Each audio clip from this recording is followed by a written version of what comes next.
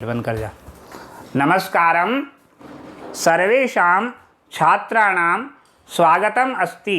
अद्य वयं स्नातकद्वितीयवर्षस्य कक्षायाः अन्तर्गते प्रथमप्रश्नपत्रे अभिज्ञानशाकुन्तलं नामधेयं नाटकस्य द्वितीय अंकं पठिष्यामः। नमस्कार विद्यार्थियों, पिछले वीडियो में हमने जो है अभिज्ञान शाकुंतलम के द्वितीय अंक के 7 श्लोक पूर्ण कर लिए थे। अब हम 8वें श्लोक की ओर अग्रसर होते हैं।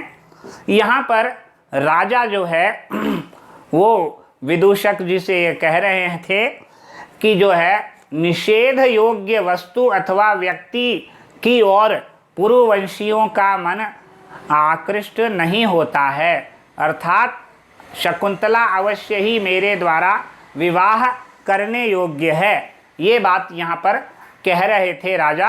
अतः यहाँ पर राजा के द्वारा कहे गए श्लोक है। ये जो श्लोक है 8वां हम पढ़ रहे हैं, ये राजा के द्वारा कहा गया श्लोक है। देखिए श्लोक प्रारंभ करते हैं। द्वितीय अंक का 8वां श्लोक। सुर युवती संभवम किल मुनेरपत्यम तदुज्झिताधिगतम अर्कस्योपरि शिथिलम च्युतमिव नवमालिका कुसुमम। वापस से देखेंगे। सुरयुवती संभवम किल मुनेरपत्यम तदुज्झिताधिगतम अर्कस्योपरि शिथिलम च्युतमिव नवमालिका कुसुमम। देखिए सुरयुवती संभवम यानी अप्सरा से उत्पन्न।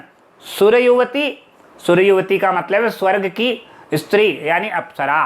सुरयुवती संभवम उत्पन्न। सुरयुवती संभवम का मतलब अप्सरा से उत्पन्न। किल निश्चित रूप से यह अप्सरा से उत्पन्न जो शकुंतला है, मुनेरपत्यम मुनि कण्व की पुत्री, अप्सरा से उत्पन्न मुनि की पुत्री यह शकुंतला निश्चित रूप से उज्झिता अधिगतम, उज्झिता यानी छोड़ी गई, मेनका के द्वारा छोड़ी गई, त्याग दी गई और अधिगतम प्राप्त कर ली गई। किसके द्वारा? मुनेरपत्यम अधिगतम, मुनि कण्व के द्वारा स्वीकार की गई, पाली गई। तो ये जो बता रहे हैं यहाँ पर, ये बता रहे हैं कि मेनका जो है उसके द्वारा त्यागी गई, क्योंकि मेनका से उत्पन्न हुई थी। तो मेनका के द्वारा त्यागी गई शकुंतला और जो ऋषि कण्व को प्राप्त हुई। तो यहाँ पर उज्झिता छोड़ना, त्यागना के अर्थ में अधिगतम प्राप्त हुई। किसको? मुनेरपत्यम मुनि की पुत्री के रूप में प्राप्त हुई यह शकुंतला। और किससे उत्पन्न है? सुरयुवती संभवम किससे उत्पन्न है? अप्सरा से उत्पन्न है। तो आगे कहा अर्कस्य उपरि शिथिलम च्युतमिव नवमालिका कुसुमम। तो यहाँ पर मेनका के द्वारा त्यागी गई शकुंतला और पुत्री रूप में प्राप्त की गई मुनि के द्वारा और कैसी प्रतीत हो रही है? तो वहाँ पर यहाँ कहा अर्कस्य उपरि शिथिलम च्युतमिव नवमालिका कुसुमम। एक ये बता, अर्कस्य उपरि, अर्कस्य उपरि अर्क के ऊपर, उपरि शिथिलम और च्युतमिव नवमालिका कुसुमम।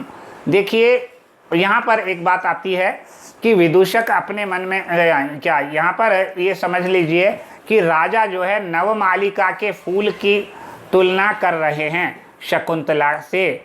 कैसे? राजा ये कह रहे हैं कि किस प्रकार से ये शकुंतला जो है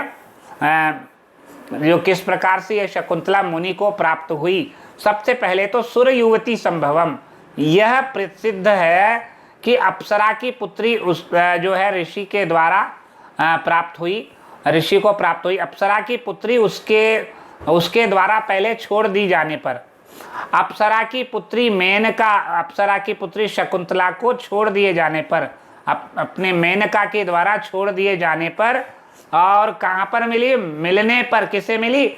ऋषि की संतान हुई, मुनेरपत्यम मुनि की संतान हो गई। इस प्रकार ऐसा लगता है मानो नवमालिका का झड़ा हुआ फूल, नवमालिका के पौधे से जो झड़ा हुआ फूल है वो मंदार के ऊपर जाकर गिर गया। मंदार के पौधे पर जा गिरा है। तो यहाँ पर मंदार का पौधा तो ऋषि कण्व को बताया गया है, और जो है कहाँ से गिरा है ये मंदार का पुष्प, नवमालिका का पौधा किसे बताया गया? नवमालिका का पौधा जो है यहाँ पर मेनका को बताया गया है। और नवमालिका का फूल किसे बताया गया? नवमालिका का फूल जो है किसे बताया गया है? शकुंतला को बताया गया है। तात्पर्य क्या हुआ? तात्पर्य यह हुआ, यह यहाँ पर ये बताया गया है किस प्रकार से उनको प्राप्त हुई शकुंतला। तो यहाँ पर प्रसिद्ध यह है कि अप्सरा की पुत्री यह शकुंतला स्वयं अप्सरा के द्वारा छोड़े दिए जाने पर ऋषि को पुत्री रूप में, संतान रूप में प्राप्त हुई है। तो इस प्रकार किस प्रकार प्राप्त हुई? जिस प्रकार नवमालिका के पौधे से झड़ा हुआ फूल मंदार के जो पौधे पर जा गिरा हो। यहाँ पर अन्वय से ये समझ लेंगे हम, देख लीजिए यहाँ, सुरयुवती संभवम तदनुज्झितागतम मुनेः अपत्यम किल शिथिलम अर्कस्य उपरि। शिथिलम अर्कस्य उपरि मतलब जो है किसके? अर्कस्य उपरि, मंदार। शिथिलम अर्कस्य उपरि च्युतम गिरी हुई नवमालिका कुसुमम इव। यहाँ पर अगर हम संस्कृत में समझेंगे तो ये समझ लीजिए, सुरयुवती संभवम अर्थात सुरयुवती देवमाता अप्सरा, देवानाम मतलब अप्सरा। सुरयुवती देववामा, युवती का मतलब वामा, सुरयुवती ही देववामा अप्सरा मेनका। तस्याः संभव्यानि उत्पन्नम जातम तद उज्झिता अधिगतम तया मेनकाया उज्झितम त्यक्तम त्यागी गई। तत्कण्वे कण्व को अधिगतम प्राप्तम मुने ऋषे कण्वस्य अपत्यम यानी संतति किल यानी प्रसिद्ध है। शिथिलम वृत्तांत विश्लथी भूतम अर्कस्य मंदारस्य उपरि च्युतम पतितम गिरी हुई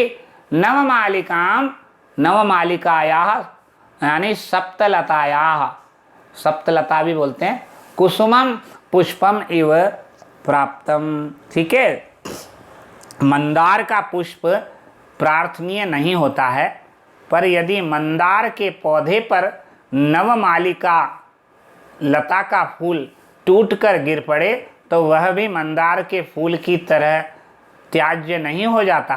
क्यों नहीं हो जाता? यहाँ मेनका को तो नवमालिका कहा गया है, शकुंतला को नवमालिका का पुष्प कहा गया है, और कण्व को मंदार कहा गया है, मंदार का पौधा। मंदार जंगली और अनाकर्षक पौधा होता है, और शकुंतला के रूप और ऋषि के वंश को देखते हुए उपमा अलंकार बहुत ही सुंदर प्रतीत हो रहा है। शकुंतला मेनका से भी अधिक सुंदर है। जिस प्रकार फूल से लता की शोभा होती है, उसी प्रकार उपमा प्रायः समान लिंग वालों के होने पर दी जाती है। समान वस्तु से समान की उपमा दी जाती है। फूल से उपमा देने के लिए यहाँ पर अपत्य शब्द का प्रयोग, अपत्यम और पुष्पम ये दिया गया है, तो नपुंसक लिंग पद का प्रयोग किया गया है। यहाँ मुनि का अर्थ जो है कण्व मुनि से लिया गया है, न कि विश्वामित्र से। ठीक है, प्रस्तुत श्लोक में जो है आर्या छंद का प्रयोग हुआ है। आर्या छंद हमने जब प्रथम अंक प्रारंभ किया था तो प्रथम अंक के द्वितीय श्लोक में इसका लक्षण मैंने बताया था आपको, फिर भी मैं यहाँ पर आर्या छंद का लक्षण पुनः बता रहा हूँ। यह एक मात्रिक छंद है आर्या छंद, क्योंकि इसमें मात्राओं की गणना की जाती है। मात्रिक छंद है जिसके प्रथम एवं तृतीय चरण में 12 मात्राएं होती है, द्वितीय चरण में 18 मात्राएं होती है, और चतुर्थ चरण में 15 मात्राएं होती है। छंद का लक्षण इस प्रकार है। यस्याह पादे प्रथमे 12 मात्रास्तथा तृतीयेपि 18 द्वितीये चतुर्थके 15 सा आर्या। और यहाँ पर छंद बता दिया है। अलंकार कौन सा है? श्रुत्यनुप्रास, वृत्त्यनुप्रास, उपमा और नाट्य अलंकार है। वापस से, श्रुत्यनुप्रास और वृत्त्यनुप्रास, दो तो ये हैं, अनुप्रास है मतलब। दूसरा है उपमा अलंकार है, ठीक है, क्योंकि नवमालिका पुष्प की तुलना शकुंतला से दी गई है। और उपमा अलंकार के अलावा एक नाट्यालंकार भी यहाँ पर है। ये श्लोक को हमने यहाँ पर पूर्ण कर लिया है। अगले वीडियो में हम अगला श्लोक प्रारंभ करेंगे। तब तक के लिए यहीं पर विराम लेते हैं।